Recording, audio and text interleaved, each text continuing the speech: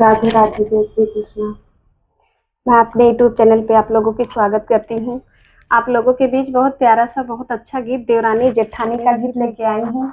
जैसा भी लगेगा कमेंट बॉक्स में ज़रूर बताइएगा कि आप लोगों को देवरानी जेठानी का गीत कैसा लगा, क्योंकि मेरी जेठानी ना बहुत तेज है, इसीलिए आप लोग कमेंट के बॉक्स में ज़रूर बताइएगा कि कैसी है ये।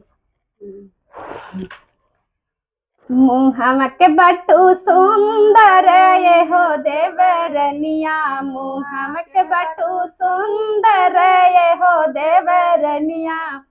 कौने कॉलेजवा में कैलू पढ़ाई, कौने कॉलेजवा में कैलू पढ़ाई। नियते तुहरी खोटी ये हो देवरनिया, नियत तुहरी खोटी ए हो देवरनिया।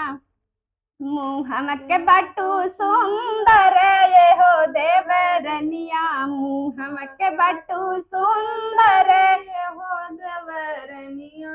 कौने या चक्की कया आटा खैलू, कौने या चक्की कया आटा खैलू। गजब बाटियू मोटी ये हो देवरनिया, गजब बाटियू मोटी ये हो देवरनिया।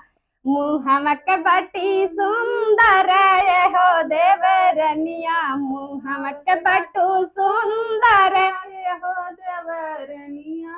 कौने मरदवा के सजिया पे गईलू, कौने मरदवा के सजिया पे गईलू।